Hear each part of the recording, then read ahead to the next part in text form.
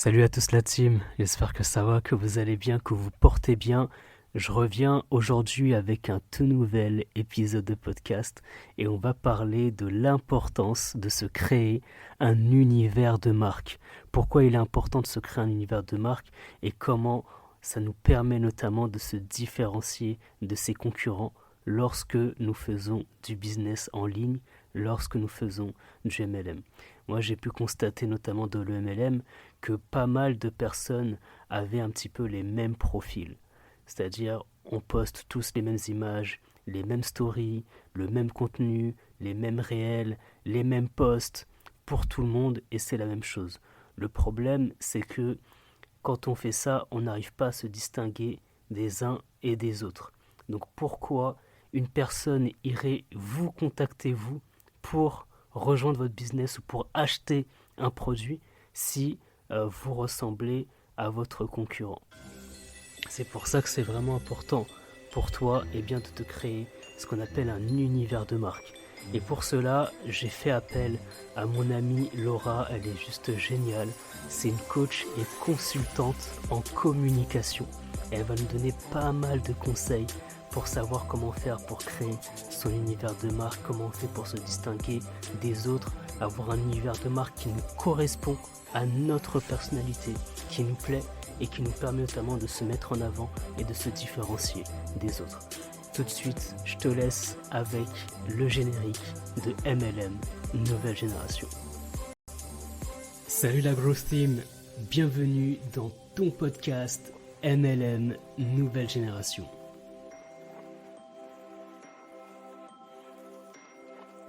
MLM Nouvelle Génération.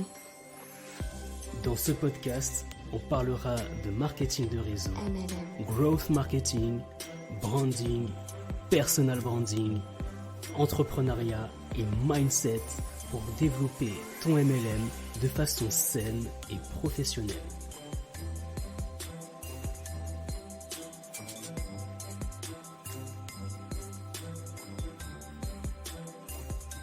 MLM. Salut, moi c'est Mounir de MLM Growth Marketing et bienvenue dans ton podcast MLM Nouvelle Génération. Hello à la team Replay, j'espère que vous allez bien et que vous êtes en forme. Aujourd'hui, on se retrouve pour un live avec Mounir. On va parler de comment définir son univers de marque, son univers d'entreprise. Du coup, je vais l'inviter sur le live. Du coup, j'espère que vous allez bien, que votre temps de votre côté, ça va. Moi, c'est une catastrophe, il fait super moche. Ah, voilà Mounir. Salut, ça va Tu Laura, vas tu vas bien? bien? Ça va et toi? Ouais, ça va super, La merci. forme? La forme toujours, la forme. Bon, Et c'est toi? le principal. Ça va, un peu fatiguée aujourd'hui. Il fait pas Ouais, très beau, donc ça impacte. Moi, j'ai la météo qui impacte énormément sur ma forme. ouais. Je sais pas toi je sais pas Non, moi ça de va, ton après côté. ça dépend, hein. Franchement, mais ça va, la météo n'impacte pas trop sur ma forme, ça va. Franchement, ça va. Bon, c'est un avantage alors. C'est un avantage, c'est un avantage. C'est toujours ça de prix. Cool. Exactement, Du coup, je vais te proposer de te présenter, puis je vais me présenter aussi à ta communauté parce que tu vas aussi repartager le live après. Donc, je te exactement. laisse l'honneur du coup. Ah, c'est gentil. Bah, moi, je me présente, je m'appelle Mounir, je suis consultant en marketing, spécialisé notamment pour tous ceux qui font du marketing relationnel, du MLM, et enfin, un petit coucou à Gaël qui nous a rejoint également sur le live. Coucou, coucou. Bah, je te laisse te présenter également. Ok, ça marche. Je pensais que tu voulais continuer. Je Non, ça va, pensais que c'est tu une voulais courte t'écouter. présentation, ça va, ça va. Ça marche. Et ben moi c'est Laura, je suis coach et spécialiste en communication digitale et j'accompagne entreprises et entrepreneurs à créer leur univers de marque avec soit des accompagnements, des coachings, soit tout ce qui est prestations de services, donc graphisme, réseaux sociaux et prestations web. Voilà pour Ok, ma part. super, super. Salut Euh, Dominique, bah, je fais coucou à Dominique là qui nous salue. coucou, coucou. Du coup, on va poser une question aux personnes qui sont présentes avant d'attaquer le sujet. Pour vous, comment vous définiriez un univers de marque? Qu'est-ce que pour vous un univers de marque? Et du coup, nous, en attendant, on va vous faire un petit sommaire du plan en fait du live qu'on a imaginé aujourd'hui. Donc, dans un premier temps, on va vous rappeler déjà ce que c'est un univers de marque. On va vous expliquer du coup à quoi ça sert, quels sont les différents avantages d'en créer un. Et enfin, comment le faire, parce que je pense que c'est un peu la base. On cherche toujours à avoir un petit plan d'action pour faire les choses correctement. Exactement. Est-ce que tu veux, toi, commencer par définir ce qu'est pour toi peut-être un univers de marque? Et après, je relais sur le Ouais, c'est sujet. vrai que on peut dire pas mal de choses sur l'univers de marque, hein. Vraiment, ce univers de marque, c'est bah, ce qu'on est, déjà ce qu'on est, qui on est, c'est notre identité, nos valeurs, notre histoire, etc. Et ça va vraiment permettre de créer son propre univers pour que derrière, eh bien, on puisse directement être identifié, qu'on puisse directement nous retrouver, nous reconnaître également, mais aussi de permettre de se distinguer également des concurrents, des autres. Donc ça, c'est ce qui va permettre également de créer un univers de marque et surtout d'être apprécié par notre cible, par notre cible. Donc ça, c'est pour moi ce qui va définir un petit peu ce qu'est un univers de marque. Donc déjà soi-même, se distinguer des concurrents, mais aussi d'être apprécié par sa cible. C'est ça. Et toi, comment tu T'as, pourrais définir? t'as bien résumé ça. Juste avant que je donne mon point de vue là-dessus, Gaëlle a également donné son opinion. Mm. Elle dit l'univers de marque regroupe les différents éléments de la marque, logo, signe, vision, identité, etc. Oui, c'est le cas. Exactement. Exactement. Pour moi, l'univers de marque, comme tu l'as si bien dit, Mounir, c'est l'identité de ton entreprise. C'est un peu comme la carte que tu vas présenter. Et ça commence du coup par tout ce qui est un peu abstrait. Donc, qui est ton entreprise, qui es-tu, quelles sont tes valeurs, quelles sont tes aspirations, quels sont tes objectifs, tes envies pour l'avenir, quel est ton ADN, ton histoire, ta promesse, enfin tout ce qui est, tous ces composants-là qui vont définir vraiment ta personne. Après, tu as ton enrobage, on va dire un peu la papillote autour du chocolat, qui est justement en fait comment tu vas instaurer cet univers de marque, comment tu vas le prouver. Et donc là, ça va être avec tout ce qui est visuel, donc tout ce qui est les signes, le logo, comme l'a dit Gaëlle, les couleurs, les polices, bref, tous Et les le éléments ton, qui vont… exactement. Comment? Également le ton, c'est-à-dire le ton, comment on va parler, comment on va discuter auprès de notre cible. Ça Eh en ben fait ça, c'est partie. encore autre chose. Pour moi, c'est Mm. justement comment tu vas l'exprimer, ton univers. Et donc Exact. là, tu vas avoir le ton, les différentes façons de rédiger. Donc, par exemple, si c'est un ton qui est plutôt formel, informel, si c'est quelque chose qui est proche du consommateur, plus éloigné. Et donc, justement, l'univers de marque a pour moi, en tout cas, trois piliers. Comme je disais, donc l'abstrait, le visuel et encore après, du coup, le rédactionnel. Exactement. Et moi, c'est vrai que j'aime bien utiliser un outil qui s'appelle le MVB. En fait, c'est le Minimum Viable Brand. Et ça, en fait, ça permet vraiment de créer ton identité de marque et donc de savoir quelle est ton identité, qui es-tu, qu'est-ce que tu as envie de mettre en avant parce qu'il y a plein de choses qui te composent en fait dans ta vie, mais que tu as certaines choses que tu souhaites plus mettre en avant que d'autres. Donc ça, il y a déjà ton identité, il y a également ton histoire. Pareil, ton histoire, il y a des choses que tu souhaites faire plus mettre en avant plutôt qu'une autre. Donc vraiment, ton histoire va avoir de l'impact sur ta marque et également tes valeurs, comme tu l'as si bien dit. Tes valeurs, c'est quelles sont tes aspirations, etc. Donc ça, c'est des choses qui, en tout cas, c'est une mini plateforme de marque qui peut t'aider en tout cas à créer ta marque, ton univers de marque également. C'est ça. Et puis, comme tu l'as rappelé tout à l'heure aussi, c'est que ce qui est important, c'est ce que toi tu veux dire, mais c'est aussi ce que ta cible veut entendre. Et l'univers de marque ne peut pas dépendre uniquement de ce que toi tu as envie de représenter, même si c'est Mhm. super important. Il y a aussi le fait qu'il faut que ton univers soit en adéquation avec ce que tu veux proposer derrière. Tu peux pas faire quelque chose qui est complètement décorrélé de la réalité non plus. Tu peux Non, trouver ce fameux élément différenciant, comme tu l'as dit tout à l'heure, par rapport à la concurrence, ce qui fait qu'on va te reconnaître, qu'on va te mémoriser plus facilement, mais tu dois quand même t'adapter et que ça reste quand même homogène à ton secteur. Euh, et deuxième point sur lequel je voulais réagir, je crois que j'ai déjà oublié mon idée. ça va te revenir, Euh, t'inquiète. Ah non, c'est bon. Tu Ah, disais justement qu'en fait c'était bien en fait de se connaître, de savoir ce qu'on voulait dire. Et ben surtout en fait quand on a son propre business, qu'on est entrepreneur, c'est super important de se connaître soi avant de démarrer cette oui, aventure pour moi et de créer son univers. C'est que un univers de marque peut évoluer avec le temps, mais pour faire un bon personal branding, en tout cas, tu dois déjà te connaître toi, connaître tes faiblesses, tes forces et savoir ce que tu vas mettre en avant justement auprès de ton consommateur. exactement. Exactement. Je suis tout à fait d'accord avec toi.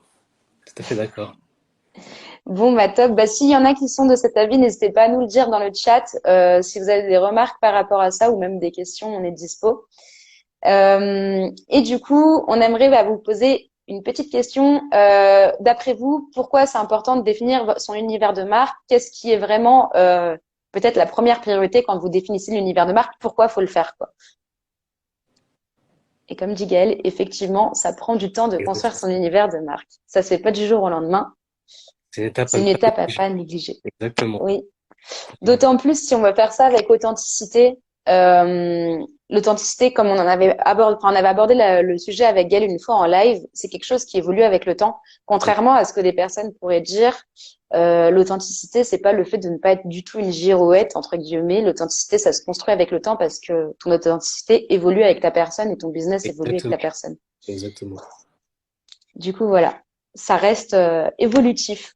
Faut pas Exactement. évoluer toutes les semaines, mais Non, mais c'est normal, j'ai envie de dire, à un moment donné, on prend des expériences, on prend de l'âge, etc. Donc forcément, notre vision des choses évolue. Et donc, c'est pas une mauvaise chose. Et même, je dirais que c'est même une bonne chose d'évoluer avec son temps et de ne pas non plus rester toujours au même stade. Donc, ouais, c'est important également d'évoluer. puis l'évolution, pour moi, a quelque chose de positif dans un business, c'est aussi le fait de montrer autre chose, de faire de l'A/B testing. Et bah, sans essayer, déjà, tu peux pas deviner si ça convient plus ou moins bien à ta cible, quoi. Exactement. Bah, après, pour définir un peu ce que c'est que l'A/B testing, hein, c'est vraiment de proposer, enfin, on l'utilise notamment dans de la pub, des fois sur les réseaux sociaux, ou bien sur de l'emailing, ou bien plein de choses. L'A/B testing, c'est vraiment le fait de tester deux choses et de voir ce qui marche le mieux, tout simplement. Et après, selon ce qui fonctionne le mieux, ben, on va plus se tourner vers ça. Je fais d'ailleurs un petit coucou à Marion qui nous a également rejoint, qui nous fait un petit coucou. Donc voilà un Un peu ce petit que c'est coup. que l'A/B testing. Ça permet vraiment de tester par rapport à notre cible, qu'est-ce qui fonctionne le mieux, et même par rapport à nous, hein, de savoir ben, qu'est-ce qui marche le mieux, et ensuite de se tourner vers cette option-là. C'est ça. Souvent, en tout cas, en approche de communication, moi, j'étais en design thinking, donc c'est Mm. le fait de devoir travailler justement cette image avec quelque chose de plus profond. Exact. Et en fait, ce qu'on recommande en première étape, c'est souvent, une fois que tu as défini ta cible, ou du moins que tu penses avoir défini ta cible idéale, ton client idéal, tu mènes des entretiens. Et en fait, c'est avec ces entretiens que tu peux faire aussi de l'A/B testing, c'est venir et dire, bon, bah voilà l'univers de marque que je propose. Qu'est-ce que tu ressens? Quelle est l'image que tu as de cette entreprise? Sans forcément te présenter avant pour voir aussi ce qu'il va comprendre par rapport à ce que tu as proposé. Tu peux pas des fois juste proposer quelque chose et te dire, bah, hop, ça va fonctionner. C'est pour ça que comme tu l'as si bien rappelé, l'A/B testing, c'est quelque chose qui te permet de tester, mais de réadapter derrière. Et c'est super important. C'est super important et dans plein de domaines, hein. Et franchement, c'est ce que je dis également à pas mal de clients que j'ai, c'est que le marketing, c'est aussi de tester des choses. C'est du test and learn. C'est vraiment de tester et d'apprendre derrière de ce que tu fais pour à chaque fois t'améliorer. Et donc, c'est vraiment ça le but quand tu fais des tests dans le marketing. C'est pas une science, on se dit oui, ça a marché pour l'un, donc ça va marcher pour l'autre, forcément. Non, c'est vraiment de tester pour toi, est-ce que ça va fonctionner? Et ensuite de toujours s'améliorer. Donc c'est vraiment ça le but de tester, d'apprendre.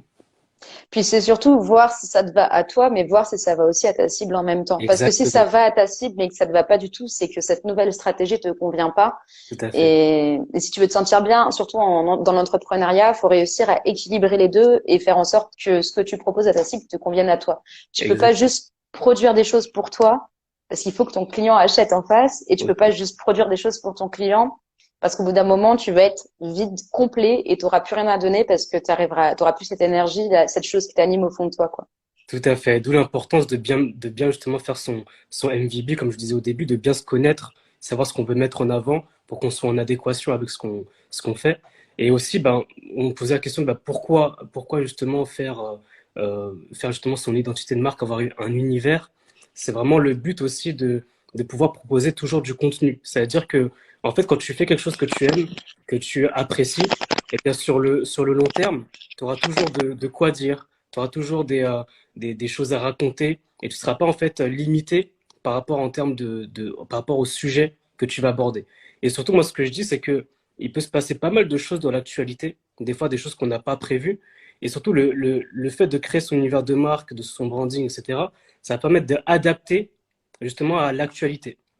C'est-à-dire que des fois, une même actualité elle peut être prise sur différents points de vue selon en fait son univers, son univers de marque, son branding, etc.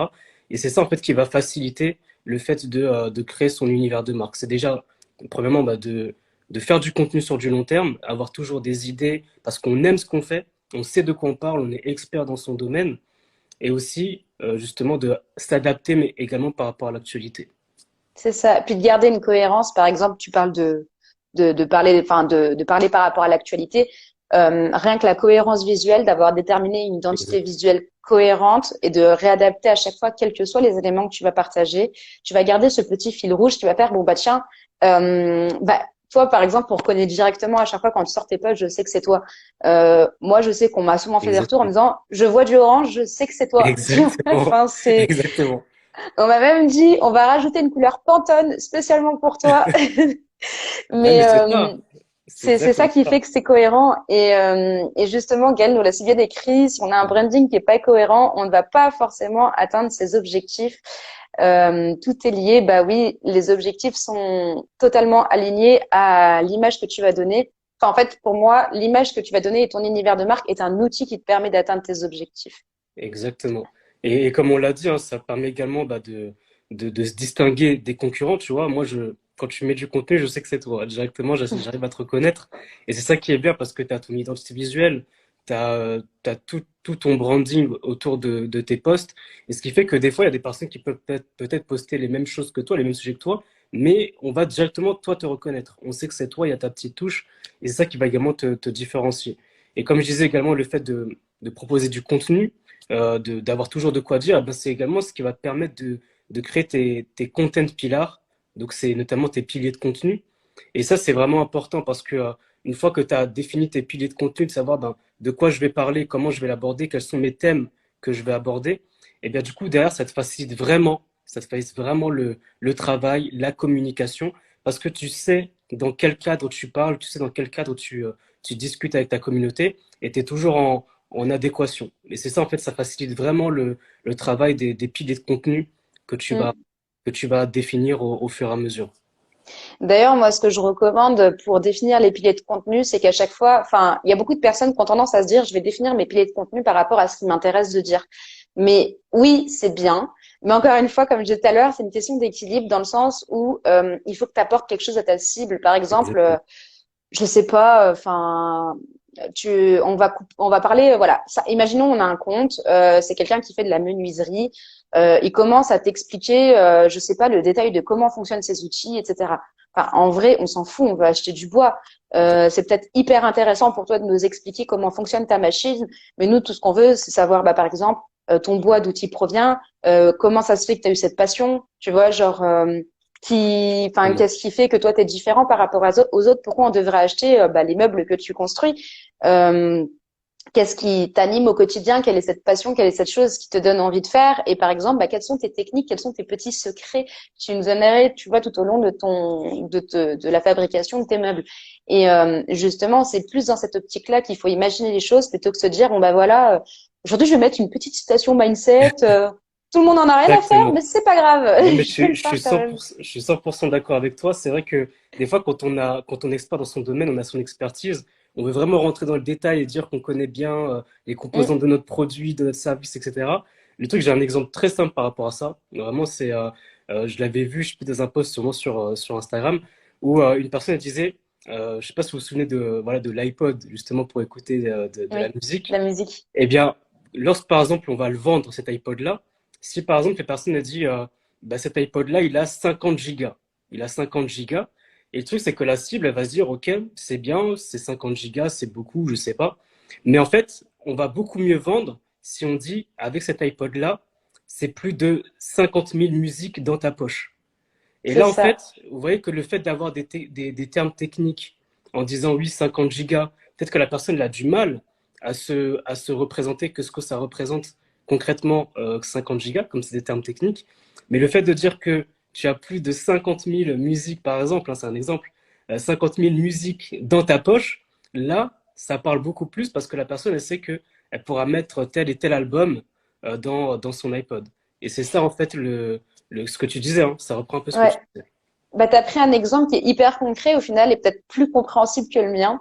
Parce que justement, on a tendance à plus facilement se projeter et il faut bien penser toujours à vulgariser un peu les termes que tu vas utiliser en te disant comment je peux simplifier l'information pour que ce soit utile et facilement compréhensible pour ma cible qui n'a pas forcément un taux de compétence élevé. Faut à chaque fois que tu te dises, bon bah voilà, même un enfant de 5 ans peut comprendre ce que je suis en train de lui dire. C'est Exactement. bête, mais ta cible n'a pas, enfin, ton expertise, tu n'as pas besoin de la prouver en utilisant, en donnant des cours et en utilisant Exactement. des mots compliqués. Bien évidemment, si tu as sensibilisé plusieurs fois sur des termes, tu peux les réutiliser, mais il faut toujours penser à te dire, bon bah voilà, j'utilise un mot compliqué, je rappelle ce que ça veut dire et Exactement. derrière, j'explique. Je viens toujours à l'utile pour l'autre. Non, c'est tout à fait ça. Franchement, je suis d'accord avec toi. Après, également, tout dépend de l'audience qu'on a en face de nous.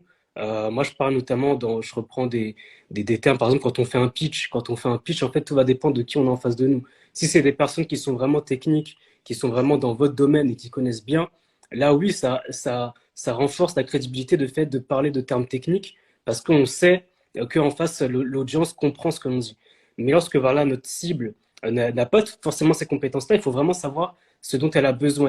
Et c'est ça, en fait, le fait de connaître son besoin, qu'est-ce qui l'aspire et également, qu'est-ce qui va l'engager derrière. C'est vraiment de bien connaître. Et d'où l'importance notamment de faire un persona marketing. Le fait de faire un persona marketing, c'est vraiment de définir qui est ton client cible, qui est ton prospect que tu souhaites vraiment cibler et comment tu vas lui parler. Et ça va vraiment faciliter les choses de faire un persona parce que tu vas savoir directement à qui tu t'adresses et comment ton message va passer vis-à-vis de lui. Et ça, c'est vraiment important en tout cas de le définir. Comme ça, derrière, tu sais également qu'est-ce qui peut l'engager, qu'est-ce qui peut également le faire suivre ton actualité, ton contenu, etc. Je vais juste rebondir sur ce que tu as dit avant que j'oublie pour les personnes qui ne connaissent pas forcément le mot pitch, justement. Oui, c'est vrai. Le pitch, en fait, on parle souvent de pitch pour un speech, on va dire commercial, donc le petit discours que tu vas faire. Et ça, c'est un super exercice, justement, quand on définit son univers de marque. C'est quelque Exact. chose dont on n'avait pas forcément parlé, mais moi, c'est ce que je fais avec des coachés. Et justement, l'idée, c'est de te définir et de faire en sorte de te dire, bon, bah voilà, aujourd'hui, par exemple, je vais parler avec un potentiel partenaire. Mon partenaire, quel est son degré de, par exemple, de connaissance, comme tu disais. Aujourd'hui, je vais parler à mon client. Quel est son degré de connaissance? Aujourd'hui, je vais parler à une banque, à un investisseur. Quel est son degré de Exactement. connaissance sur le sujet? Et en fait, bah, déjà, tu vois que tu as 3 intermédiaires différents, donc 3 façons de parler de ton entreprise qui seront totalement différentes. Et après, en dehors de ça, c'est de te dire, bon, bah voilà, dans quel sens, par exemple, je vais présenter mon business, quels sont les éléments qui sont vraiment importants à dire et quels sont les éléments dont on n'en a rien à secouer, clairement. Et qu'est-ce qui va faire que, par exemple, avec ce pitch, donc avec ce discours commercial que je vais avoir, qu'est-ce qui va faire que je vais convaincre? Et parce que, enfin, pour moi, l'univers de marque, il passe aussi par là, c'est par être reconnaissable, pardon, mémorisable, mais aussi convaincant. Tu ne peux pas avoir un univers de marque qui soit, pour moi, viable sans qu'en fait, au final, il soit accepté ou même tout simplement validé par la personne en face de toi, du coup, ta cible. Exactement. Bah là, Voilà. il y a Marion qui nous pose une question. Je sais pas si tu as également un élément de réponse. Elle nous pose la question, c'est de savoir comment regrouper et faire venir ce type de clientèle qui nous intéresse vraiment, une clientèle qui nous ressemble. Comment faire justement, est-ce que tu as des éléments de réponse par rapport à ça? Alors, j'essaye de voir si j'ai bien compris la question. L'idée, c'est en Là, gros comment faire venir à toi des personnes qui te ressemblent. qui C'est te ça? ressemble exactement, ouais. Ok. Bah déjà pour moi, c'est te dire qu'est-ce que je partage en commun avec ces personnes. Coucou Quentin. Exactement. Quel est le point commun que je partage avec ces personnes? Quel est le sujet qui est, par exemple, bah, irritant pour ces personnes, qui est aussi irritant pour moi pour faire mon partage, mon retour d'expérience? Parce que, faut le dire, l'humain est friand de ça, enfin, des petits potins, des retours d'expérience. Ouais. Et déjà, ça va te permettre de créer, justement, pour moi, un lien qui va être spécial parce que c'est là où, en fait, tout est de la beauté de la chose. C'est plutôt que de venir et de dire, bon, bah voilà, je vais te vendre quelque chose. Tu vas commencer déjà par créer un lien avec la personne en face de toi en Exact- parlant, bah, d'un besoin, d'un problème, d'un sujet où vous êtes complémentaires. Et justement, si tu cherches des personnes qui te ressemblent, pour moi, c'est le premier moyen de le faire. Exactement. Et franchement, c'est ça qui est bien quand tu as des personnes qui te ressemblent parce que tu sais, toi, par exemple, ce dont tu as besoin, tu connais en fait ses besoins, ce qui le freine, etc. Ces points qui, justement, où tu pourras vraiment apporter de la valeur ajoutée dans ton contenu. Et donc, comme tu connais très bien ta cible, eh ben, tu sauras en fait comment la faire venir à toi. Et ensuite, c'est de savoir également sur quelle plateforme elle est. Est-ce qu'elle est sur Instagram, sur Facebook ou peu importe. Mais en tout cas, c'est également grâce à ça, de la faire venir à toi. Et je fais également un petit coucou à Kumba qui nous a également rejoint. Et également, enfin, pour moi, également, l'autre chose qui est importante, qui permet également de définir son univers de marque, c'est également de créer des barrières à l'entrée. En fait, quand je dis barrière à l'entrée, qu'est-ce que ça veut dire? Ça veut dire que ça permet en tout cas à tes concurrents de difficilement t'imiter. Parce que comme tu auras créé ton branding, tu auras créé ton univers et que tu es tellement à l'aise dans ton univers, tu sais en fait que les concurrents peut-être qu'ils pourront parler de certaines choses que toi aussi tu évoques, mais ils le feront pas comme toi. Et les gens, ce qu'ils cherchent, ce sera, pardon, ce que toi tu apportes. Et là, le fait de créer son univers de marque, son branding, ça permet vraiment de créer des barrières à l'entrée pour faire en sorte que les gens puissent avoir beaucoup de mal à t'imiter et à faire la même chose que toi. Mm. J'ai juste un point sur lequel je voulais rebondir par rapport à ce que j'ai dit à Marion tout à l'heure. Quand il faut faire juste attention à ça, c'est vraiment un point de vigilance, c'est que ce n'est pas parce que notre cible nous ressemble qu'elle est 100% comme nous. Et ça, c'est super important parce qu'on va pas se dire, bon bah voilà, moi comme je fais ça, ils vont faire ça aussi. Il faut savoir aussi sortir du fait de se dire, bon bah ils me ressemblent, donc je vais faire des choses pour moi. Enfin, c'est vraiment un petit point de vigilance. Est-ce Exactement. Et qu'on je peut... reprends ce qu'a dit également Dominique, hein, c'est vraiment ça, c'est de faire un réel diagnostic des besoins et des attentes des clients, justement, pour ensuite, voilà, faire une enquête, savoir un peu ce dont ils ont besoin, afin derrière de leur proposer du contenu ou des produits, des services qui correspondent à leurs besoins. Tout à fait d'accord avec Dominique. Pareil. Ça, en fait, ça passe aussi par là, c'est que l'univers de marque, tu peux pas te limiter à dire bon bah voilà, je propose un truc pour mes clients. Enfin, ça passe par les interroger toujours au fur et à mesure, de voir comment ils évoluent, parce que bah toi, ta structure évolue, mais eux évoluent aussi avec le temps. Et pour moi, c'est un lien que tu peux créer comme ça justement à venir souvent et à les interroger. Bon bah voilà, qu'est-ce que t'en penses? Qu'est-ce qu'on peut faire? Est-ce que c'est toujours en accord avec ce que tu imagines? Mais tu peux pas te limiter. C'est un peu comme les sondages au final. Tu peux pas interroger une personne et te dire c'est la Exactement. vérité vraie. Voilà. Exactement. Tu es obligé de faire ça sur un panel qui est quand même plus important pour avoir des résultats qui sont pour moi plus cohérents. Exactement. Et après, en marketing, c'est vrai qu'on va utiliser deux types d'enquêtes, hein. C'est les enquêtes soit quantitatives ou qualitatives. Donc là, après avoir, est-ce que tu souhaites souhaites faire des interviews avec des personnes, discuter avec elles sur leurs besoins. Et donc là, c'est vraiment plus qualitative, savoir Mm. ce dont elle a besoin, qu'est-ce qu'elle recherche, quels sont ses freins, quelles sont ses motivations. Et également, peut-être, pourquoi pas, il y a un autre type, c'est également de faire des groupes où tu discutes, interroges des personnes, ce dont ils ont besoin. Après, les enquêtes quantitatives, ça, c'est également autre chose. C'est vraiment de poser, faire Ouais. une sorte de questionnaire où les gens vont répondre oui, non, Pour plus ou faire moins, parler par des exemple. chiffres. Mm. Exactement, plus parler des chiffres. Donc après, il y a pas mal d'outils qu'on peut utiliser, notamment en marketing, pour faire une analyse de son marché, une analyse de sa cible, et après avoir ce qui est le mieux, le plus adapté pour bien connaître sa cible. Après, il y a une question également que pose Marion, je ne sais pas si tu l'avais vue, c'est de savoir est-ce que Euh, on peut avoir une image totalement décalée de ce qu'on veut proposer. alors Qu'est-ce que tu juste en penses? avant, je voulais juste rebondir Ah sur oui, ce que tu vas-y. avais dit et après on Oui. répond à la question de Marion si tu Ok, permets. super. Je voulais juste dire que pour moi, le qualitatif, enfin, en tout cas, les interviews qualitatives sont plus importantes pour la définition d'un univers de marque, Oui, c'est dans le vrai. sens où ça te permet de recueillir ce qu'on appelle des verbatim clients, donc des phrases prononcées par tes clients. C'est des phrases Exactement. très précises. Et en fait, justement, par exemple, c'est des phrases où ils vont exprimer leurs besoins et à chaque fois, tu vas dire bah, besoin, solution que j'apporte, besoin, solution, problème, solution, Exactement. frustration, solution. Et c'est justement là pour moi toute l'importance par rapport à du quantitatif quand tu crées un univers de marque qui pour moi, bah certes, t'apporte du chiffre, ça t'apporte quelque chose de tangible, mais ça reste du chiffre et c'est pas une donnée qui est plus facilement exploitable. D'un chiffre, tu as plus de difficultés à faire sortir un besoin ou une frustration. Tout à fait. Un petit coucou à Euh, Jeanne également qui nous a, oui, qui nous a rejoint. rejoint. Du coup, pour répondre à la question de Marion, est-ce qu'on peut avoir une image totalement décalée de ce qu'on veut proposer, c'est-à-dire faire quelque chose d'original? C'est ça? C'est ça que tu comprends? Je pense que c'est ça, être original, c'est pas être décalé, original. Je pense que c'est ça qu'elle a voulu dire, oui. Bah, on peut donner une image décalée. Après, il faut juste faire attention à garder son professionnalisme aussi. Hmm. Surtout dans la structure de son business, c'est que décalé, mais pas, faut pas passer non plus pour quelqu'un qui n'est pas professionnel ou quelqu'un qui n'est pas sérieux. Il y a des choses, comme on disait tout à l'heure, qui sont importantes à dire à sa cible. Et il y a des choses dont clairement on n'en a rien à faire. De voir ton assiette Ilfi et de voir que tu allais faire de l'aquabike à 17h, ça va pas nous apporter grand-chose. Par contre, tu vois, donner une image décalée en montrant ta personnalité, en montrant ton univers et en nous confiant des petits secrets par rapport à toi qui vont faire qu'on peut créer un lien, c'est complètement autre chose. Exactement. Je fais un petit coucou à Mohamed également qui nous a rejoint, mais je te rejoins totalement. Et le fait également de proposer un contenu décalé, c'est comme dit Gaël, en fait, se trouver un juste milieu entre les deux. Et en fait, c'est de pas non plus se perdre et qu'après on se retrouve plus. Parce que tout à l'heure, on avait dit au tout début qu'on évoluait beaucoup avec le temps. C'est-à-dire que d'une année à une autre, peut-être que cet effet décalé qu'on a eu, ça va plus nous correspondre dans 2 ou 3 ans. Et c'est de savoir en fait comment on se rattrape un petit peu par rapport à ça. Donc, Mm. c'est de faire attention, de trouver un juste milieu. On peut avoir quelque chose de décalé, d'être fun, rigoler. Franchement, c'est super bien. Ça marche bien. Ça peut également avoir beaucoup de viralité. Mais c'est de toujours être aligné par rapport à ses valeurs, à ce qu'on veut montrer sur les réseaux sociaux notamment. Tu le dis très bien. Après, justement, dans le sens décalé, je pense notamment à deux, trois comptes que je suis moi de mon côté qui sont super sympas.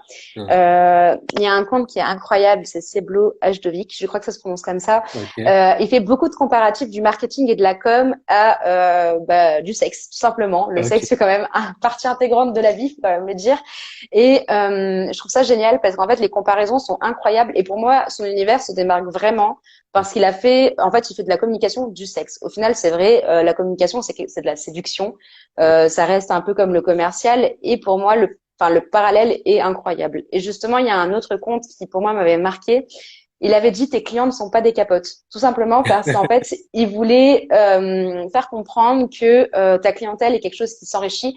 C'est pas quelqu'un qu'on prend, hop, ah bah je te fais ta prestation, c'est bon, c'est terminé, je te Exactement. jette. Tu vois, enfin, il y a quelque chose qui va quand même plus loin. Il Et y a je un trouvais que la truc. comparaison était incroyable et originale. Et je pense que dans tous les domaines, on peut trouver son petit point d'équilibre pour être original tout en étant fun, mais pas trop aussi dans l'extrême, Exactement. quoi. Exactement. Bah, à nouveau, un petit coucou à Kumba qui nous a rejoint à nouveau. Salut Et Kumba. ouais, non, mais je suis tout à fait d'accord avec toi. C'est vrai qu'on peut faire pas mal de comparaisons. Et c'est assez drôle. Je connaissais pas du tout ces genres de comparaisons, mais c'est vrai que le marketing, c'est aussi de la séduction, c'est de, euh, d'être visible, d'être vu. En fait, c'est vraiment grâce au marketing qu'on peut des Hello, fois hello. découvrir certains produits, certaines choses. Donc, ouais, il y a pas mal de choses qui peuvent être intéressantes et de faire des comparaisons comme ça, c'est assez drôle, ça va. C'est assez drôle. Bah moi en fait quand j'avais découvert le compte, surtout quand j'en avais découvert un, c'était vraiment en plus avec des images de sextoy. Et je me disais non mais attends sur mon compte pro pourquoi j'ai des trucs pareils? Enfin je suis pas du tout de compte comme ça. Et du coup je commence à lire la publication et en fait c'était incroyablement bien tourné et c'est là où il fait toute la différence parce que c'est un élément qui n'est pas habituel dans ton fil d'actu. Ça Tu te va. dis quoi? Curiosité attirée. Ah ça y est tu vois il y a quelque chose qui est intéressant et là tu as un déroulé après qui est parfait parce que justement ça se complète assez bien.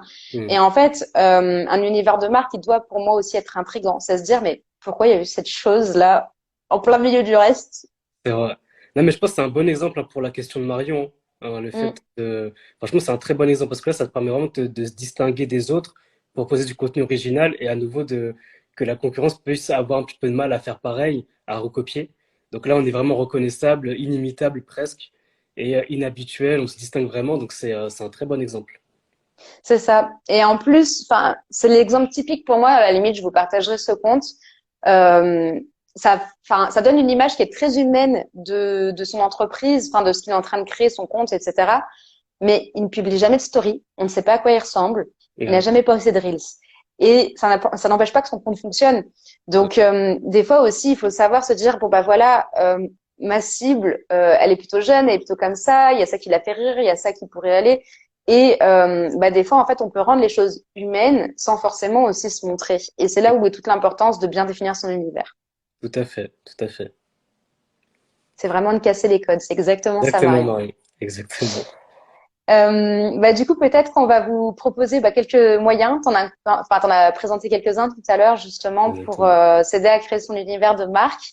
Il y en avait un dont on avait parlé, c'était l'ikigai. Moi, Exactement. personnellement, ça m'a traumatisée, mais je crois que tu n'as pas du tout le même retour par rapport à Ah ouais? l'ikigai. Pourquoi Donc, c'était ce serait cool qu'on en traumatisé? parle.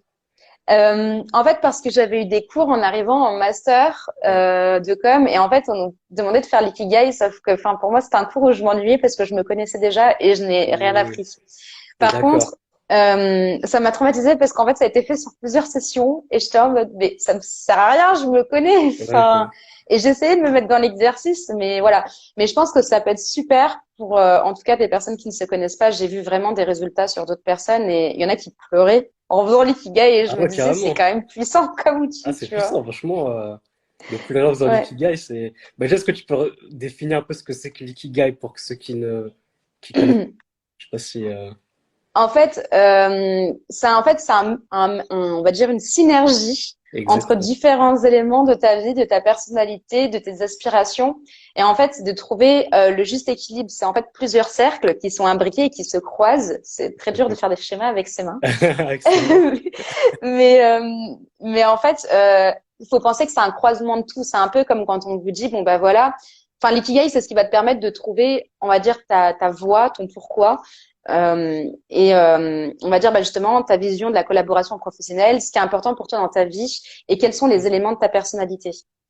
Exactement. Bah, c'est exactement ça l'ikigai. C'est vraiment ta raison d'être. En fait, comme tu l'as dit, c'est quatre cercles. Alors, c'est difficile à nouveau de faire avec les mains, mais c'est quatre cercles qui se croisent. Et en fait, l'intersection des quatre cercles, au milieu, ça donne ton ikigai, ta raison d'être. Et donc, du Mm, coup, tu as un premier cercle où c'est vraiment ce sur quoi tu es doué, quelles sont tes compétences, ce sur quoi tu es vraiment doué. Il y a un autre cercle qui, lui, est qu'est-ce que tu aimes faire, voilà, comme activité. Le troisième cercle, c'est plus bah, qu'est-ce que les autres ont besoin, qu'est-ce que le monde a besoin, qu'est-ce que tu peux apporter au monde, notamment. Et enfin, le quatrième cercle, c'est bah, ce pourquoi on pourrait te payer, justement. Et en fait, quand on arrive à joindre ces quatre cercles, cette synergie de cercles-là, justement, comme tu le dis, eh bien, ça définit un peu ton ikigai parce que tu fais quelque chose sur quoi tu es doué, que tu aimes, que le monde a besoin et en plus, sur lequel tu pourrais être payé. Donc là, franchement, c'est le bonheur absolu. C'est de se c'est dire qu'on fait ça. vraiment quelque chose qu'on aime en étant payé. Et le fait de définir son ikigai, ça va vraiment t'aider, comme tu l'as dit, à définir son pourquoi. Donc ça, c'est vraiment un premier outil d'ikigai. Et c'est vrai, c'est un très bon outil en tout cas pour ceux qui souhaitent savoir un petit peu qui ils sont. Faire une D'ailleurs, introspection, comme on dit. Oui. en parlant du pourquoi, est-ce que pour toi, le pourquoi est indispensable pour se lancer? Parce que ça fait débat et j'ai bien envie qu'on débatte là-dessus. Ah, on va faire un bon débat. Alors, est-ce qu'un pourquoi c'est indispensable? Je sais pas si c'est indispensable ou pas, mais je trouve que c'est important en tout cas d'avoir un pourquoi parce que ça donne un peu sa raison d'avancer. C'est de dire ben, pourquoi je le fais. En fait, si tu veux, il y a également un autre outil justement dont je voulais en parler, c'est le Golden Circle ou bien le cercle Oui, d'or de Simon Sinek justement. Et dans son cercle d'or, en fait, qu'est-ce que c'est? C'est bon. Là, on parle beaucoup de cercle avec l'ikigai, avec c'est de la géométrie et là. On va là, c'est de faire la des cours de géométrie. maths Là, ça y est, on va bientôt. passer dans la géométrie. Et à voir, c'est le cercle d'or, qu'est-ce que c'est? C'est trois cercles. En fait, c'est trois cercles qui sont imbriqués les uns dans les autres. Et donc, il y a un Encore une premier fois. cercle, un grand cercle, qui est le quoi. En fait, le quoi, si tu veux, c'est le grand cercle, c'est que c'est un peu ce que tu vends, par exemple. Qu'est-ce que tu vends? Eh bien, je vends ça, je vends ce service-là. Qu'est-ce que tu fais, etc. Bah, c'est le quoi en fait. Ça, c'est le premier cercle. Et en général, bah, presque toutes les entreprises ont un quoi. C'est-à-dire que tout le monde sait un petit peu ce qu'il vend, ce qu'il propose. Ensuite, tu as un deuxième cercle qui est plus petit et qui est à l'intérieur de ce quoi. C'est le comment. C'est-à-dire bah, comment tu vas faire. Comment ton organisation va mettre en place telle et telle chose. C'est un peu voilà quels sont les outils même que tu vas utiliser pour vendre ce produit-là. Comment tu vas faire. Et enfin, ben là, on revient justement à ta question. C'est le plus petit cercle qui est à l'intérieur, c'est le Le pourquoi. pourquoi. Exactement. C'est le pourquoi. C'est vraiment la raison pour laquelle la personne le fait. Et c'est pas juste une question d'argent. C'est-à-dire que certaines personnes vont dire oui, bah, c'est pour faire plus de chiffre d'affaires, c'est pour faire de l'argent, etc. C'est pas forcément que pour ça. Le pourquoi, c'est vraiment ton aspiration. De dire pourquoi je le fais. Est-ce que c'est pour, par exemple, lutter contre le réchauffement climatique, pour défendre l'environnement, pour faire telle ou telle chose, pour sensibiliser sur une chose. Moi, par exemple, également, moi, comme je suis consultant dans le marketing de réseau, c'est vrai que dans le MLM, il y a pas mal, des fois, d'amalgames qui peuvent être faites, il y a pas mal de une mauvaise image également qu'il peut y avoir.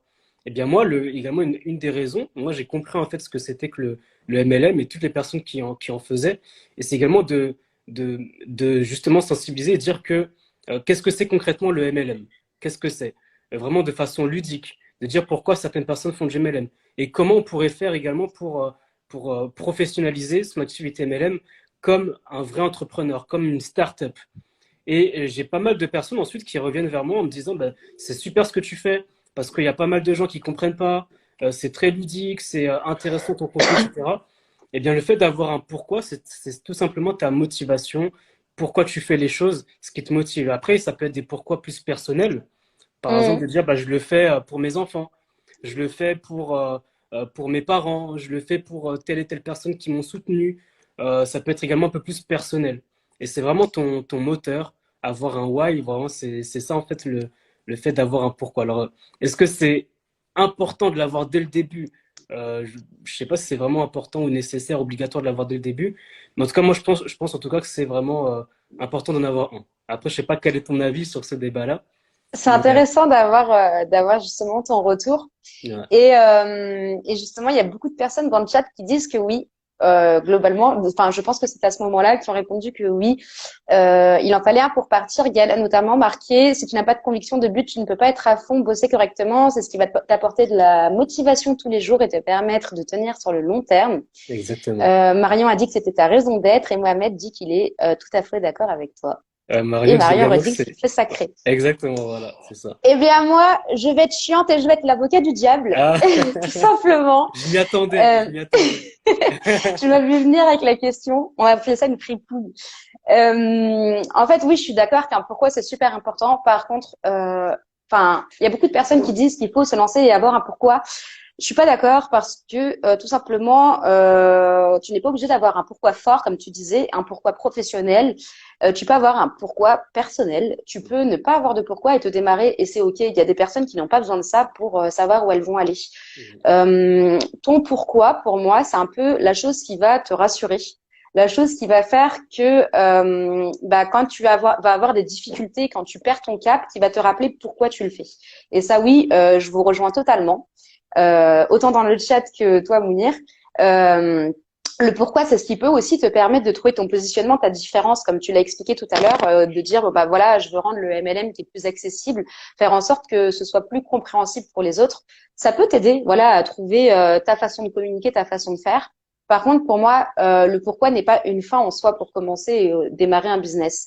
Mhm. Moi-même, par exemple, je me suis lancée, j'ai jamais écrit mon pourquoi. Je l'ai jamais écrit sur un papier et je sais que beaucoup de personnes le recommandent, mais ça c'est parce qu'il y a des personnes qui en ont besoin et pas tout le monde n'en a besoin. C'est vrai qu'au bout d'un moment, je me suis posé la question et je me suis dit, mais en fait, tout le monde parle du pourquoi, mais pourquoi je l'ai fait, tu vois? Enfin, et en fait, c'est vrai qu'il y avait des raisons pourquoi je m'étais lancée. C'était, bah, voilà, je me suis lancée parce que j'en avais marre de plus avoir de reconnaissance, par exemple, financière dans mon travail. J'en avais marre de me dire, bon, bah voilà, je vais travailler 45 heures à la semaine pour être payée un SMIC, pour faire le même métier que je peux faire toute seule de mon côté. J'en ai marre bah, de travailler tous les jours et puis de pas pouvoir enfin affirmer mon identité, etc. Mais c'est des choses que ça, je me suis dit plus quand je suis passée à l'action. C'est pas ça qui a défini Mhm. mon business. Tu vois ce que je veux dire? Je vois très bien. Euh, donc du coup, je pense que le pourquoi tu t'es lancé est une chose, mais le pourquoi tu persévères, tu continues et tu t'es créé et tu as créé ton Mhm. univers de marque est totalement autre chose, tu vois. Non, je suis tout à fait d'accord, et même c'est ce que disaient Kumba et Gaël également, c'est que le pourquoi peut vraiment évoluer avec le temps. C'est-à-dire qu'on peut avoir un pourquoi aujourd'hui et un autre pourquoi. Et c'est là ce que tu dis, c'est très important. C'est également un pourquoi je continue, pourquoi je suis toujours dans mon chemin. Bah, certains, voilà, comme tu l'as dit, c'est peut-être pour ne plus travailler peut-être 35 heures ou être en entreprise. Alors, c'est pas, à nouveau, hein, c'est pas le fait de dire qu'être salarié, c'est pas bien, c'est pas le débat. C'est vrai, c'est très bien également d'être salarié, de travailler, etc. Mais pour certains, en fait, c'est bien, en fait, justement, ce que j'aime bien, c'est que chacun peut trouver sa voie et ce qu'il aime. C'est-à-dire qu'il y a des personnes qui aiment bien être salariés, qui travaillent, etc. Et ils sont bien comme ça, et d'autres qui préfèrent entreprendre et qui ont également pas envie d'être salariés. Et donc ça, c'est très bien, en fait. Ça peut être également une motivation de dire que moi, je veux pas prendre les transports tous les jours pour faire telle et telle chose. Je préfère le faire moi-même, toute seule, etc. Et ça peut être très bien, ça peut être une très bonne motivation. Donc je suis d'accord avec toi. Franchement, je suis d'accord avec Mm. toi.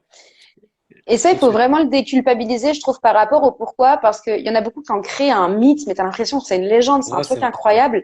Alors que moi, il y avait un des pourquoi, enfin, c'est ridicule, mais pourquoi j'ai arrêté mon activité de freelance? Parce que je suis pas du matin. Et je déteste qu'on me dise, il faut que tu sois là à 8 heures, enfin, tu vois. Mais ça m'a pas empêché d'être ponctuelle dans mes anciens métiers, etc.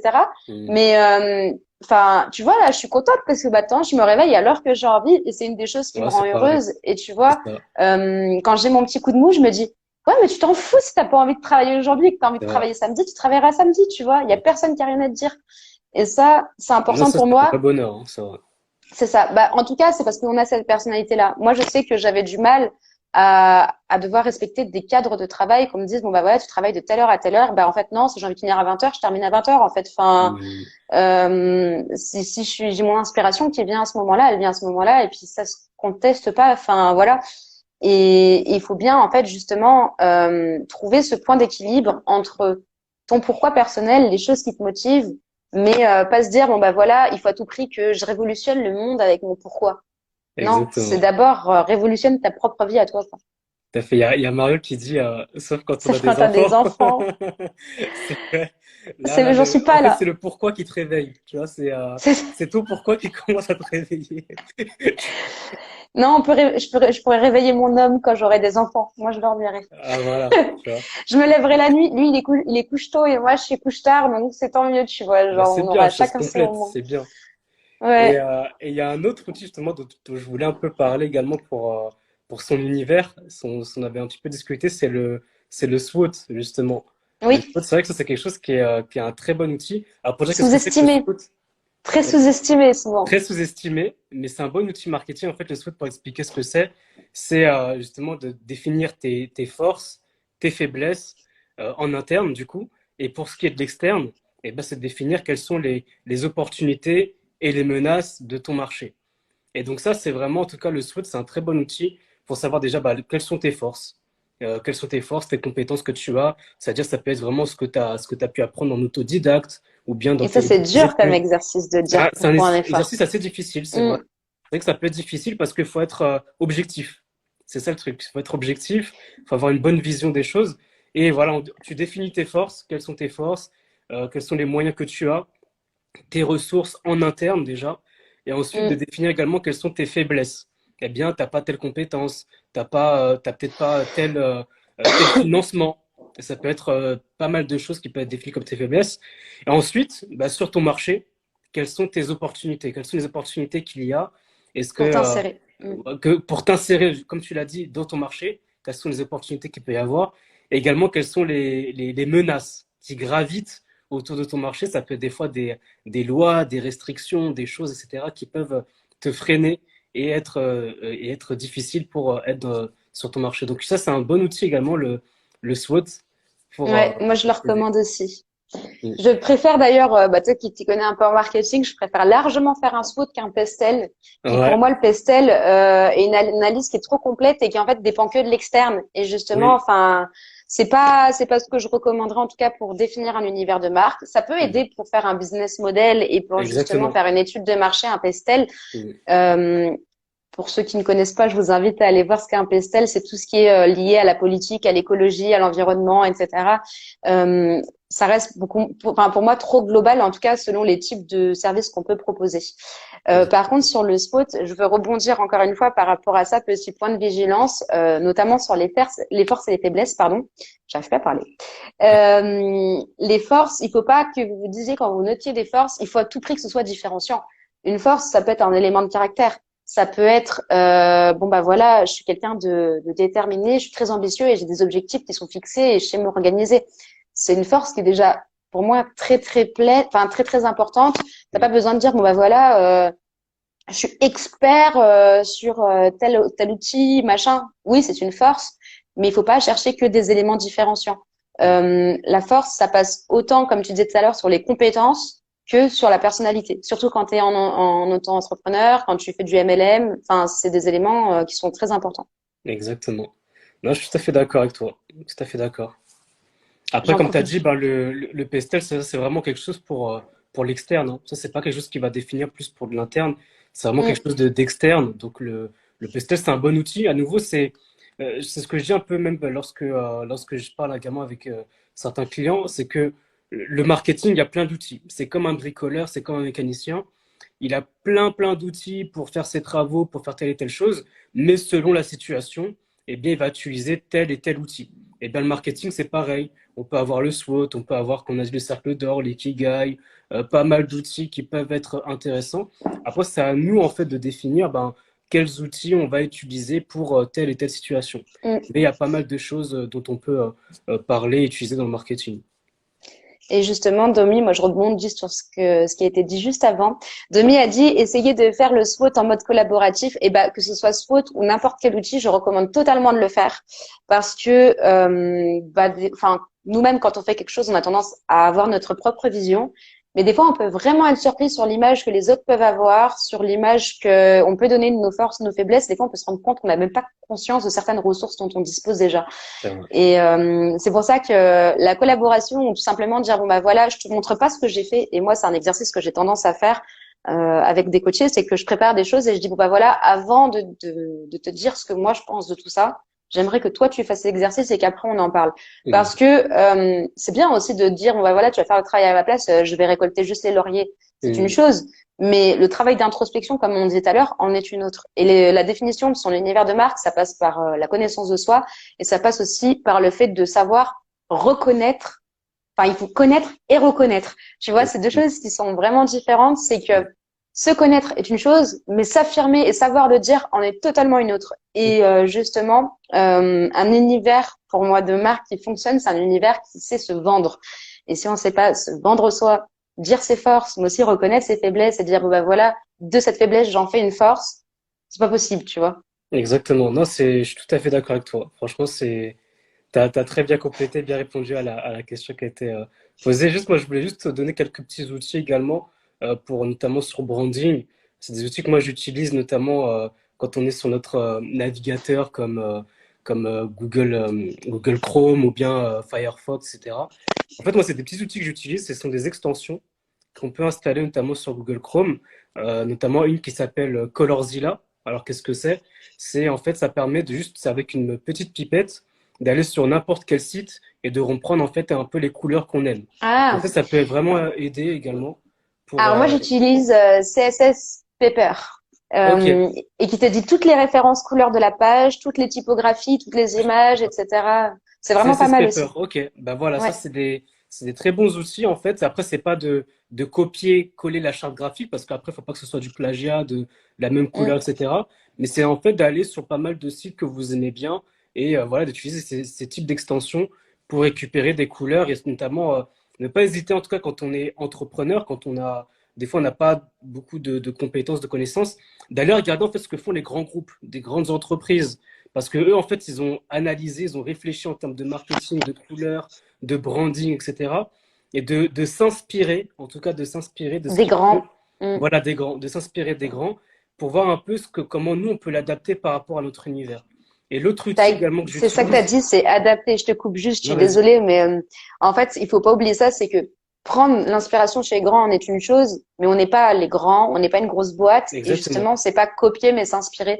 exactement. C'est ultra important parce que ton positionnement est différent, d'autant plus pour les personnes qui sont en auto ou dans le MLM, quoi. Exactement, tout à fait d'accord. Tu as bien fait de le préciser. Et il y a un autre outil également que j'utilise qui est pas mal, c'est également une autre extension, c'est Ninja Font. Donc Ninja Font, Mhm. c'est juste en allant sur n'importe quel site, eh ben, de récupérer un peu des polices d'écriture que tu apprécies, savoir quelle police d'écriture a été utilisée. Comme ça, tu peux, pourquoi pas, l'utiliser pour toi-même. À nouveau, c'est pas de copier, c'est de s'inspirer. Et même quand on tape sur Google Font, il y a une grande bibliothèque de polices d'écriture qu'on peut utiliser, qu'on peut apprécier. Après, c'est pas non plus sur son site internet ou sur ses posts de mettre 4, 5, 8 polices d'écriture, hein, c'est pas ça le but. Mais c'est vraiment de trouver en tout cas sa police d'écriture, les couleurs qui nous plaisent, et ensuite, grâce à ça, bah, de créer en fait son univers, son branding tout simplement. C'est exactement la démarche que j'adopte avec mes clients. Et justement, Mm. il y en a qui ne comprennent pas toujours pourquoi il faut faire ça. C'est que regardez aussi ce que font les concurrents. En fait, il y a les concurrents indirects qui sont à grande échelle, comme tu disais tout à l'heure, les grands. Mais tu as Mm. aussi tes concurrents directs, ce qu'ils font. Il faut que tu saches en fait ce qu'ils font pour pouvoir en tirer des conclusions, te dire bon bah voilà ils font ça, qu'est-ce qui fonctionne, qu'est-ce qui fonctionne pas, est-ce que ça me va, est-ce que ça me va pas. Mm. Et pour moi, c'est un exercice qui est très important, en tout cas quand tu fais tout ce qui est identité visuelle, dans le sens où tu dois savoir ce que t'aimes. Parce que tu peux pas dire à quelqu'un, par exemple, si tu délègues la création graphique, dire bon bah voilà, je suis plombier, fais-moi mon univers graphique. Ouais. Enfin, non, C'est tu ça. vois, le travail va plus loin, c'est-à-dire comment tu veux te positionner sur le marché, quels sont tes objectifs, qui sont les personnes avec qui tu veux parler, est-ce que Mm. tu veux faire du local, qui sont tes concurrents, tu te positionnes comme du haut, moyen, bas de gamme. Tu vois, il y a plein de choses qui sont à prendre en Exactement. compte. Exactement. Et pour moi, bah, s'intéresser juste déjà à qu'est-ce qu'on aime et qu'est-ce qu'on a envie de donner comme image, et aussi qui sont les personnes autour de moi qui m'inspirent, ou tout simplement qui sont mes concurrents. Bah, ça te permet aussi de simplifier la personne avec qui tu travailles, ou tout simplement déjà toi de te dire bon bah voilà où est mon où je suis là-dedans, tu vois, où est-ce que je Mm. suis dans cet univers. Non, exactement, je suis d'accord avec toi parce que, voilà, parce que je vois souvent, il y a certaines entreprises des fois qui peuvent créer des sites type, par exemple, pour un plombier. Et voilà, il n'y a pas vraiment d'univers, il n'y a pas vraiment de distinction. Donc, c'est un peu comme les autres. Et vraiment, moi, ce que je dis, c'est que il y a pas mal d'entreprises qui se créent aujourd'hui, pas mal même d'entrepreneurs qui se lancent, mais qui ne travaillent pas assez, en tout cas, leur univers de marque. Mm.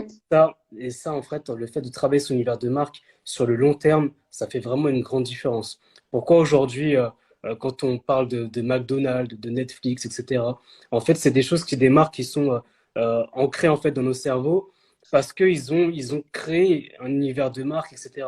Ils ont des références, ils ont associé leur marque en faisant des brand assets, etc. Donc ça, c'est vraiment des choses qui, sur le long terme, fait la différence. Qui fait que même s'il y a aujourd'hui il y a plein de chaînes de fast-food qui font des burgers, etc., eh bien, McDonald's ou Burger King restent également les références dans ce domaine-là.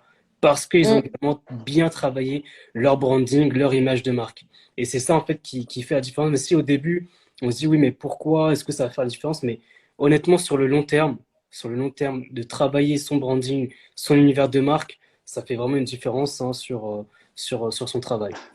Et d'ailleurs, là où je veux rebondir par rapport à ça, c'est que ce qui est beaucoup trop sous-estimé, c'est les couleurs. Mm. Et pourtant, il y a beaucoup d'études qui ont prouvé que en fait la chose que tu reconnais le plus par rapport à une identité de marque et un logo, c'est pas l'icône que tu vas utiliser dans le logo, c'est pas le texte ou le nom, c'est la couleur. Parce que Mm. tu vas te dire ah, la chaîne de bricolage chez qui je suis allée, tu sais, c'est celle qui est verte et blanche. Tu vois, Ouais, enfin, t'as plus le exactement. nom, mais tu vas directement dire la couleur. Ou sinon, si je te dis bon bah voilà, fast food rouge, enfin maintenant c'est vert et jaune, mais avant c'était rouge et jaune, C'est tu vrai. pensais directement à McDo. Et au bout d'un moment, c'est indéniable, la couleur a un impact qui est super important, en tout cas dans l'interprétation et l'image que tu vas donner. Et c'est vraiment là-dessus qu'il faut se focaliser. Pour moi, en tout cas, il faut vraiment pas le négliger. Et justement, autre chose, c'est que, en tout cas, ce qui est désolant, c'est qu'il y a des personnes qui ont des ambitions de ouf, mais qui se disent, bon bah voilà, j'ai 50 euros de budget à mettre dans la création de mon identité de marque.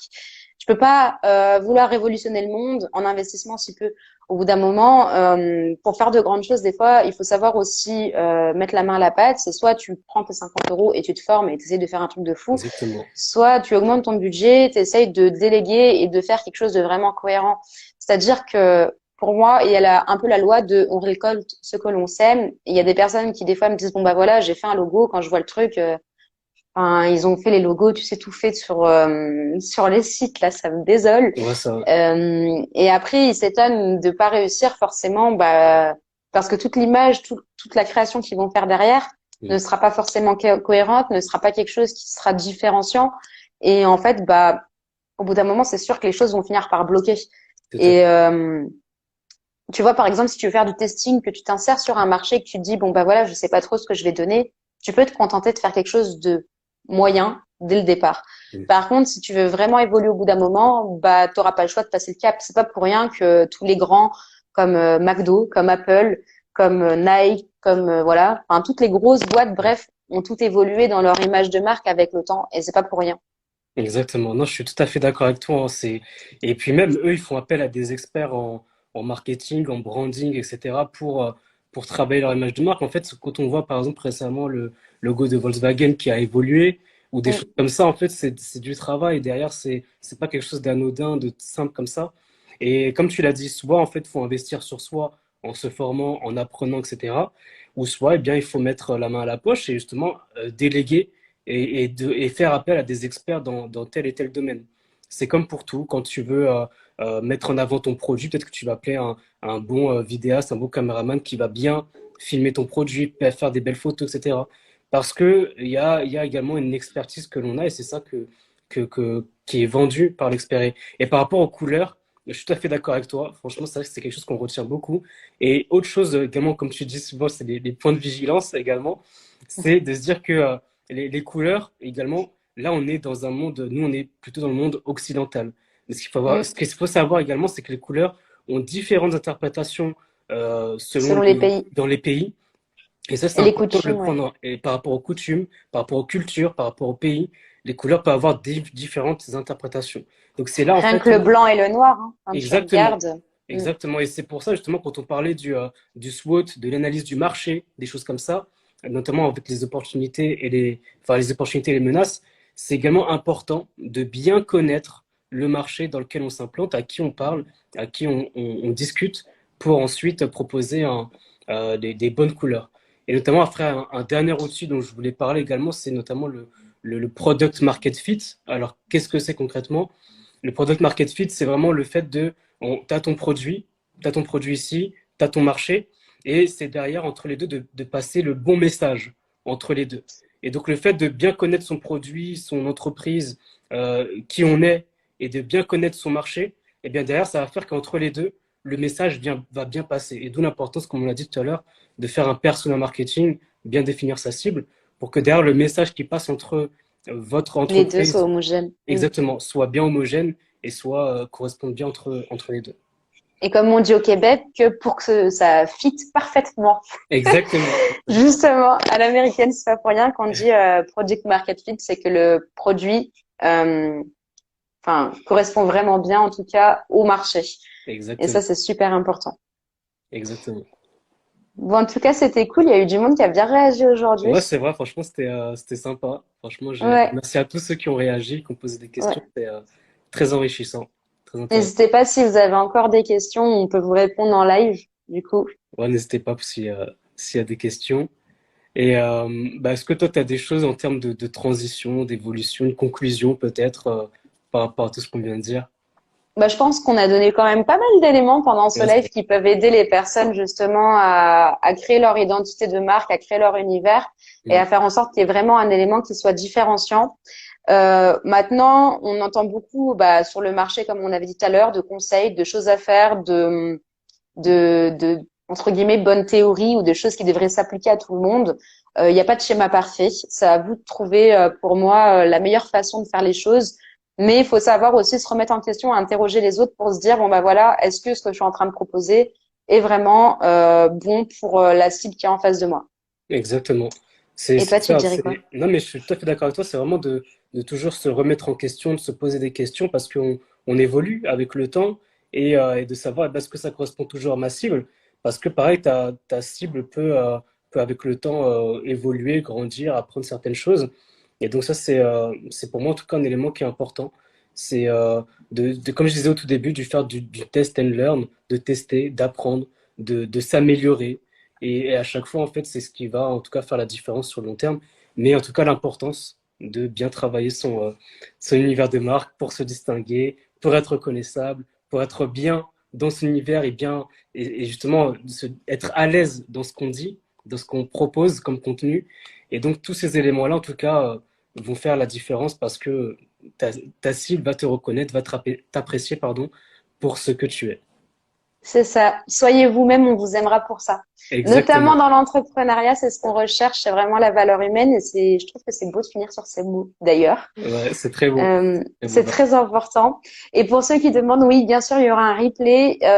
Mounir va publier aussi sur son compte et moi, je vais le mettre aussi sur mon compte pour les personnes que ça intéresse. Exactement. Donc, n'hésitez pas, pour ceux que ça peut intéresser, à partager hein, le replay. Merci déjà à tous, parce que là, je veux plein de merci. C'était super. Oui, merci, merci. Franchement, merci à tous pour vos réactions, vos commentaires et d'avoir été présents, avoir resté aussi Participer. nombreux à participer. C'était super intéressant. Et si vous avez des questions, bah, de toute façon, Laura et moi, on est là. On peut très bien parler en message privé, en DM directement, avec grand plaisir. Ah, bon, on a une petite question, du coup. Ah, Je crois que c'est Kumba qui demande si on a entamé quelque chose depuis plusieurs mois et qu'on souhaite changer univers de marque, brand asset, etc. On en a parlé un petit peu tout à l'heure. Bien évidemment, ton univers évolue avec le temps. Tu peux l'évoluer. Et d'ailleurs, moi, conseil par rapport à ça, il y a pas mal de gens qui font évoluer leur univers de marque sans s'expliquer, entre guillemets, rendre des comptes auprès de son audience. Je trouve que c'est un peu dommage parce que justement, c'est bien de créer un lien avec son audience et de dire voilà pourquoi j'ai changé, voilà pourquoi j'ai évolué. mm, Euh, Ce que j'ai fait avant était cool, mais en fait, j'ai envie de proposer encore mieux. J'ai envie de m'améliorer. Ma personne a changé pour telle et telle raison. Bien évidemment, en trouvant le juste équilibre entre ce que tu as envie de dire et ce qui va intéresser ton audience. mm, Mais rien ne t'empêche de faire évoluer tout ton univers de marque. Si t'en exact. ressens le besoin, c'est qu'il faut le faire. Tout à fait, tout à fait. Et du coup, je regarde juste les derniers commentaires. Oui, merci à tout le monde. Non, franchement, Et merci. oui, C'était très cool. Très ouais, vous étiez hyper actifs, c'était super sympa. cool. Bon, bah, merci à toi, Mounir, d'être venu du coup Merci à ce toi. midi avec moi pour en parler. On a passé une bonne heure du coup en live. Ouais, ah, c'est passé vite, hein. Franchement, Ouais, c'est passé j'ai très vite. battu le Bah, record, ça y est. bah, merci à toi, merci à tous. Franchement, c'est cool. Ah, on Euh, a une autre question. Pensez-vous qu'il est utile de prendre le temps de faire le spot, le pestel, etc., sachant que ça prend du temps? Perso, je ne le fais pas avec mes clients. Bon, on a abordé le sujet tout à l'heure aussi. Je vais peut-être te laisser répondre, Mounir, si tu veux. est-ce que c'est bah après ça va dépendre, hein. Si vous voulez, moi par exemple, c'est vrai que moi personnellement je l'ai pas fait moi-même parce que si vous voulez, moi je le fais dans ma tête, c'est-à-dire que comme je l'ai assez appris, je connais, etc., je peux le faire directement dans la tête. Après c'est bien également de l'écrire, de définir sa cible, son SWOT, son PSL, etc., mais il y a des fois certaines choses comme on a l'habitude de les faire. Moi je l'ai fait pendant plus de 10 ans, pendant mes études, depuis le lycée en fait. Depuis le lycée, on en parle, PSL, SWOT, etc. Donc ça va, maintenant j'ai l'habitude, je connais, et même quand je le fais très rapidement.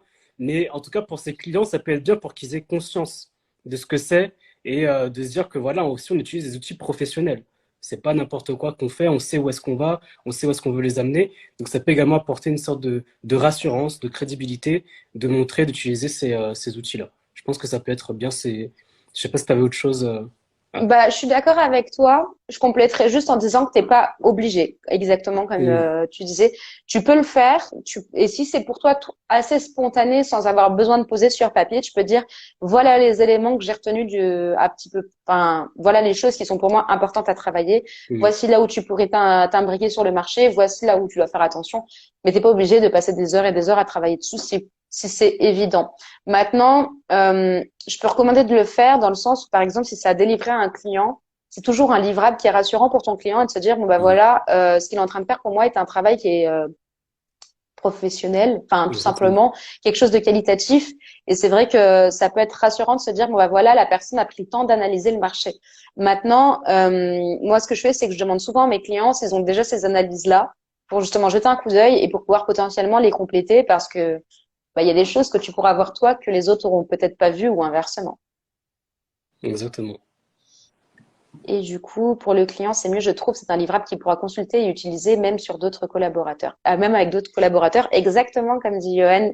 Moi, c'est vrai que je trouve que c'est pratique, notamment quand il y a des passations de poste, pour tout ce qui est formation, etc. Bah, c'est un peu comme les chartes graphiques ou les brand books qu'on appelle, donc c'est un peu les livrets d'univers de marque qui parlent, bah, par exemple, qui font ton édito sur ta marque, qu'est-ce qu'elle représente, quelles sont les valeurs de la marque, etc. C'est des choses que je trouve que tu peux donner, par exemple, demain, bah, tu as une entreprise, tu as 10 personnes, tu vas former une nouvelle personne, tu vas te dire, bon, bah voilà, prends le temps de lire tout ça. Enfin, moi, je t'explique, mais prends le temps de lire ça et d'y penser à tête reposée. Bah, ça permet à la personne de se mettre directement dans l'univers et peut-être de rentrer plus facilement dans les valeurs d'entreprise. Et comme dit Johan, par exemple, pour bosser avec des freelances aussi, c'est top de venir avec ton petit erratum, ton petit édito de marque. Ça te permet toujours de faire gagner du temps de travail, quoi. Exactement. Et, tu- et du coup, Anthony nous demande, y a-t-il un réel retour d'être beaucoup sur Insta pour augmenter son portefeuille client? Et bah, la question à 10 000, être beaucoup sur Insta, passer beaucoup de temps, ça ne donne pas forcément du client, c'est de faire des actions qui convertissent, qui te permettent de rapporter du client. Le tout, c'est de savoir quelle stratégie tu veux mener, quelle stratégie tu veux faire d'Insta, comment tu peux en faire un canal d'acquisition et à quoi tu veux répondre avec Insta. Mon avatar client, par exemple, je le connais, mais je le donne toujours à mes prestats. Bah oui, l'avatar client, ça permet aussi, enfin, de donner des exemples, ça permet aussi aux personnes de mieux se projeter. On a pas mal de petites questions. Ouais, Ça c'est fait traîner vrai. le live. Là, J'espère que vous n'avez pas trop faim. Moi, ça gargouille. Là, c'est vrai que la question vient un petit peu à la fin, mais c'est des questions intéressantes, hein. Franchement, c'est des Oui, questions. ben oui, c'est top. C'est top, vraiment. Mais ouais, pour revenir juste sur la question par rapport à Insta, je sais pas ce que toi t'en penses. En tout cas, enfin, c'est vrai aussi, il y a beaucoup de personnes qui ont tendance à imaginer que passer 10 heures sur Insta par jour, c'est ce qui va leur apporter du client ou d'avoir 10 000 abonnés, c'est ce qui apporte du client, mais pas du tout. Bah ouais, ça, tout dépend également. Bah après, tout dépend également de ta communauté. Est-ce que tu as beaucoup de personnes ou pas? Comment tu. Parce qu'en fait, sur Instagram, on peut faire pas mal de choses. On fait faire ses routines d'engagement, on peut poster, on peut commenter quand il y a des commentaires, répondre aux messages. Donc il y a pas mal de choses. Après, je pense que tout va dépendre également de la communauté que l'on a, du temps qu'on Mm. va passer. Mais en soi, il vaut mieux passer du temps en qualité qu'en quantité. Voilà ce que j'ai envie de dire. C'est Moi, il y ça. a certains moments où moi, je laisse vraiment mon téléphone ou mon compte Instagram, je vais pas forcément dessus. Faut également se mettre des limites pour pas non plus travailler trop ou d'un coup après passer sur une sorte de burn-out où on est vraiment à fond, on recherche que de l'acquisition de nouveaux clients, de nouveaux abonnés, etc. Faut trouver un juste milieu, faut également penser à sa vie perso, avoir un équilibre pardon, entre vie perso et vie pro. C'est Donc super voilà un petit important, peu, ouais, ça. c'est super important. Donc après, passer du temps en tout cas, mais en qualité, pas forcément en En quantité. quantité. Ouais. Sachant que si justement la stratégie est bien préparée dès le départ et que tu sais où tu vas, il n'y a pas forcément besoin de passer des heures et des heures, sauf Mm. si c'est ça qui te permet de produire du bon contenu. Mais c'est vrai qu'il y a beaucoup de personnes, par exemple, qui se lancent sur Insta, qui passent leur journée à faire des stories, mais c'est pas ça qui va forcément faire agrandir leur réseau. Et des fois, bah, il faut savoir aussi revoir les priorités Exactement. pour créer pour créer et potentiellement convertir du client, quoi. Exactement. C'est pas non plus de faire du contenu pour faire du contenu. Des fois, s'il n'y a Mm. pas de post aujourd'hui ou pendant 2 jours, c'est pas un Un drame non drame, plus, hein. c'est ça. Bon, il y a Yohan qui cuisine en même temps, donc Ouais, là, non, c'est très bien. De toute façon, là, il est 13 h, donc ouais, bon appétit à tous, hein, de toute c'est façon. ça. Bon appétit à tous. Merci d'avoir suivi ce live et puis on en refera un, du coup, Mounir, avec grand Franchement, avec plaisir. grand plaisir, hein. Avec grand plaisir de faire un live avec toi sur d'autres sujets qui peuvent Ouais. être également intéressants, mais c'était top, c'était un plaisir. Mais oui, et n'hésitez pas à nous dire en commentaire ou même en message suite au live si vous avez des questions déjà, mais Mm. aussi si vous avez une thématique ou un sujet que vous voulez qu'on aborde ensemble avec Mounir, parce que c'est vrai qu'on n'a pas du tout les mêmes parcours Ouais. et ça peut faire des points de vue qui sont totalement différents, donc Exact- n'hésitez pas. Exactement. Bah, merci Mohamed également. Merci à Merci tous. Mohamed. Merci à tous et bon appétit. Bon app à tous, salut. Merci beaucoup d'avoir écouté cet épisode de podcast jusqu'à la fin. J'espère qu'il t'a plu et que tu as pu apprendre un maximum de choses. Je voulais également dire un grand merci à Laura pour son partage de connaissances, son partage d'expérience, sa vision des choses, c'était juste super. Merci à toi Laura. Et si tu souhaites nous contacter, si tu souhaites avoir plus d'informations sur ce sujet, eh bien n'hésite pas. Toutes nos informations sont dans la description de cet épisode de podcast. Et si tu souhaites qu'on t'aide également dans ton business à développer ton univers de marque, eh bien on est là pour t'aider et pour t'accompagner gentiment et pour que tu puisses avoir un univers de marque qui te correspond. Si cet épisode de podcast t'a plu, n'hésite pas à le liker, à mettre des bonnes notes également de cet épisode de podcast et à t'abonner. Et aussi, si ça peut aider une autre personne à créer son univers de marque, n'hésite pas à le partager. Partager à des membres de ton équipe, partager à d'autres entrepreneurs qui peuvent avoir cette problématique-là pour que ça puisse aider un maximum de personnes. Moi, je te remercie énormément et je te dis à très bientôt pour un nouvel épisode de MLM Nouvelle Génération. MLM, nouvelle génération.